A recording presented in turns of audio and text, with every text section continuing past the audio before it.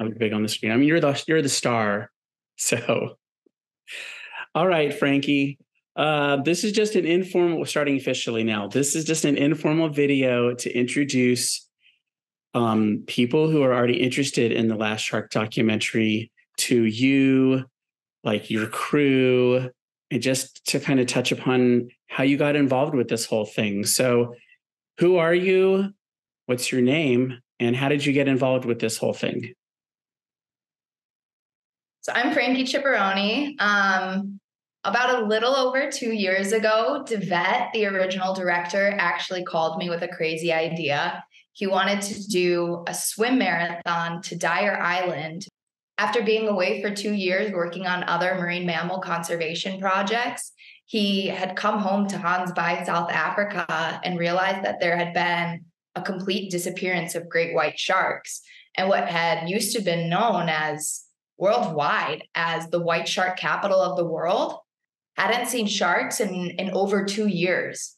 So obviously this was super appalling to him. And he had the crazy idea to do a swim marathon out to Dyer Island, this island that was known globally as a white shark hotspot, to help raise awareness for the fact that there aren't any more sharks in this area. And where were you living at the time when he contacted you? So I was at home working in Chicago. I was kind of looking for my next project and saving up money. So actually, at first, I was really just helping him remotely, kind of investigating into the marine research side of things. And after a couple of weeks, just kind of working together as much as we possibly could between our crazy schedules and the crazy time difference, it just was turning into a much bigger project. And I decided to book a ticket, come out, and we decided to do a full-fledged documentary and investigate kind of what was going on and who the real players were that are making a difference in this disappearance. Okay, and so I'm the editor for the movie. And so I'll just throw out there that you all interviewed like 18 people, which 23. was, what's that? 23. 23. Okay. Oh, that's right. Okay. That is a lot. So you guys worked a ton. Over how many months did you, when you were with DeVette, over how many months did you all conduct all those interviews? So I went to South Africa September 2nd of 2021. So crazy, almost 2 years ago Oh, today. wow. That is. Yeah. Yeah. That's cool. Mhm.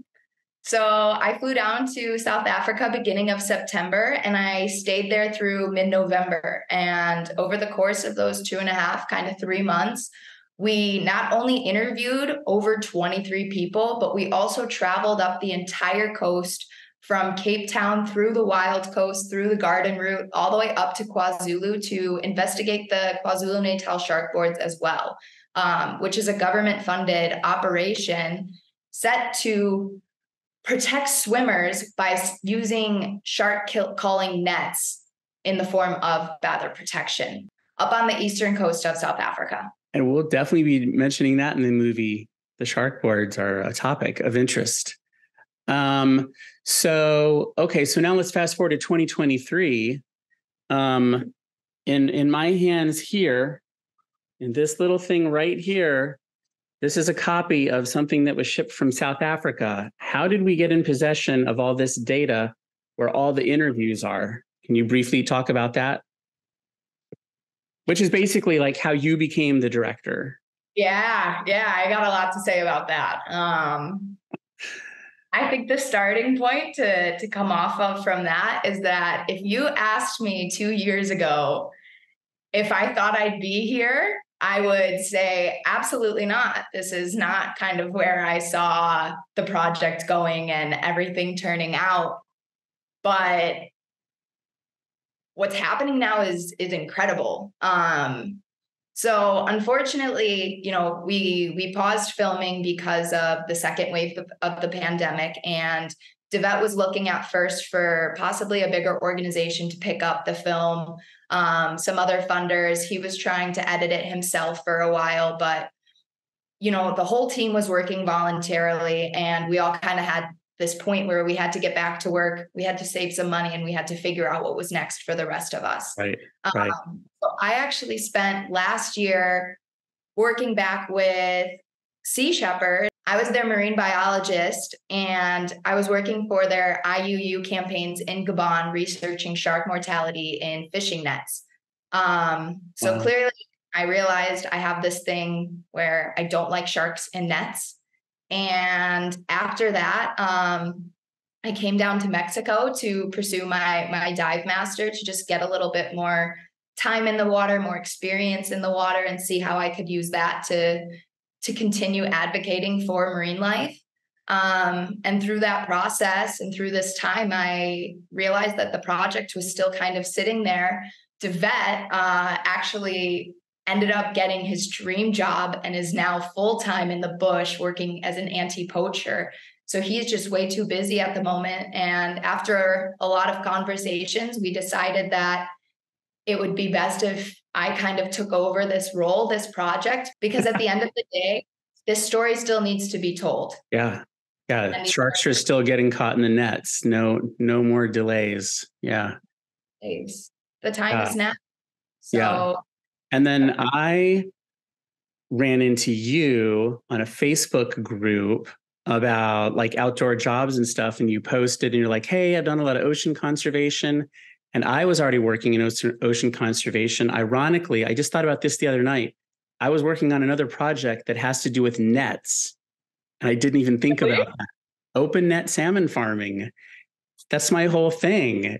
I messaged you and I was like, hey, what's this last Shark Doc thing all about? That sounds interesting.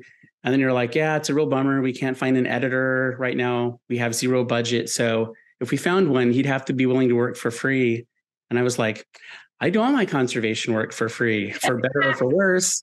And so here we are. So we've been working on this since December of 2022. And we got this baby here in June. Yes. June. So we got all the footage from South Africa in June. And now when are we premiering this thing? We are premiering in early November. I will be heading back to South Africa mid-October. And what's really exciting is that we already have collaborations, screenings, the premiere setup.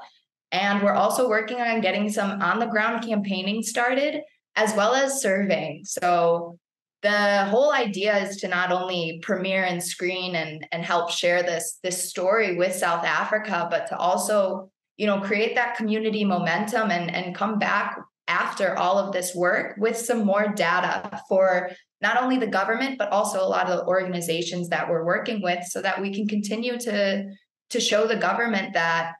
So a lot of people think that, these nets are real.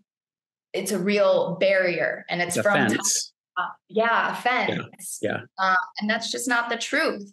Sharks, not only sharks, but other marine life as well, is able to swim right under or around these nets. It's just an open net. It's basically a gill net sitting there that just catches and kills whatever comes into it.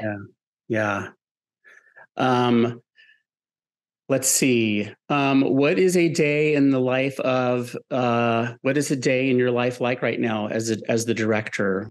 A day in my life right now has been really interesting, and I'm actually falling in love with the process of it all. I've spoken to, I want to say, over 100 people from all across South Africa regarding this project, and so many people have approached me about getting involved. So really a lot of my day is communicating and talking to people, hearing other perspectives and other stories, and seeing how we can continue to grow this momentum. Awesome. Wow, that's a lot of people. That's awesome. Another thing I want to mention is that you're not being paid. I'm not. Let's just be blunt. You're not being paid. I'm not being paid. So that's a lot of time you're putting in for free. And what's great though is that people who know that we're not working with like a blockbuster budget, like we're getting so many people out there just wanting to send us footage, like beautiful footage. And it's even more than that, like while it's unfortunate we don't have the budget right now to pay ourselves. Or Your anyone. or anyone, Right. which has been fun to kind of juggle around.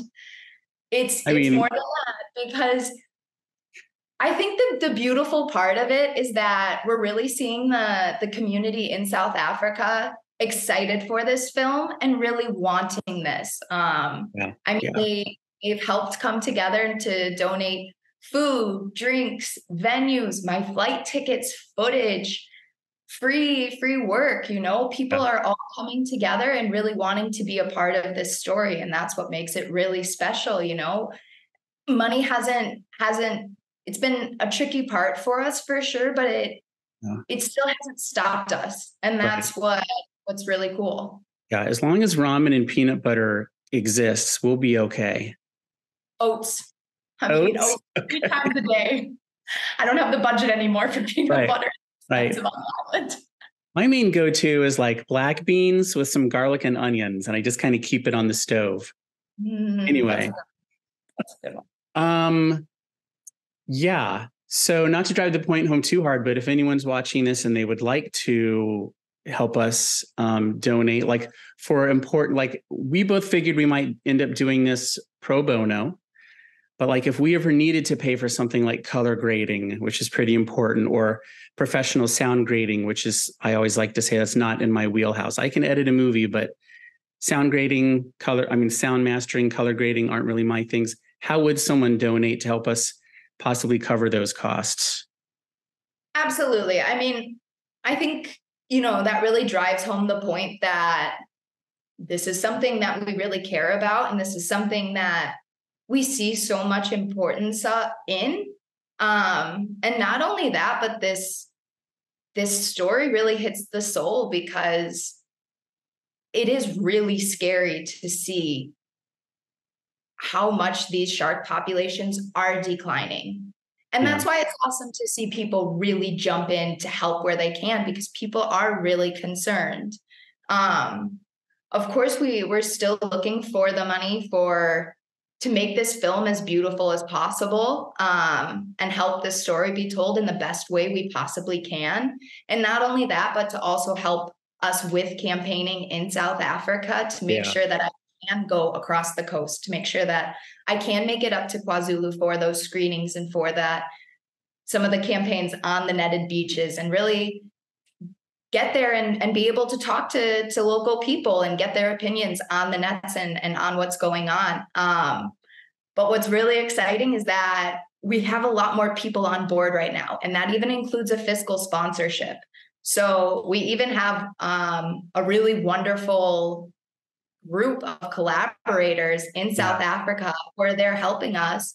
And if somebody were to want to donate, they could go to our GoFundMe, or they can go and donate through our fiscal sponsors in South Africa. And that way, the money is also being recycled through the South African economy. There's one person in South Africa in particular that's really come forward and is like so excited. Can you talk about him briefly? Absolutely. Give him a shout out.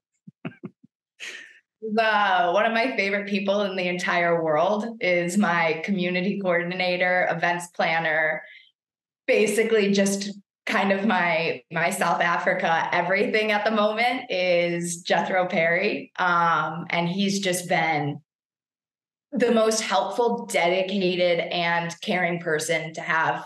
And he's been so supportive for this whole project. So he's really been a lifeline and anchor to have on the team, and to have in South Africa on the ground, running things for us there, helping us get these connections and helping network within the community, as well as keep that South African perspective that we need to tell this story.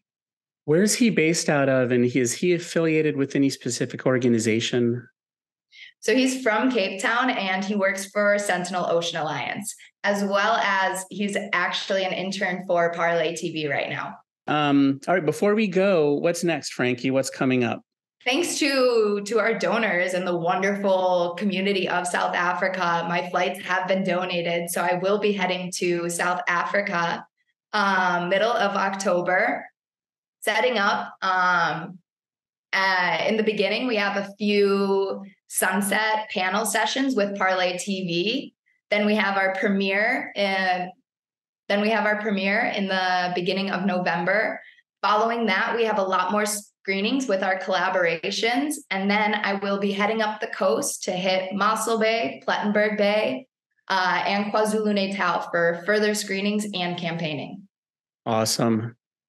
All right, Frankie, thanks for taking time out of your schedule to chat.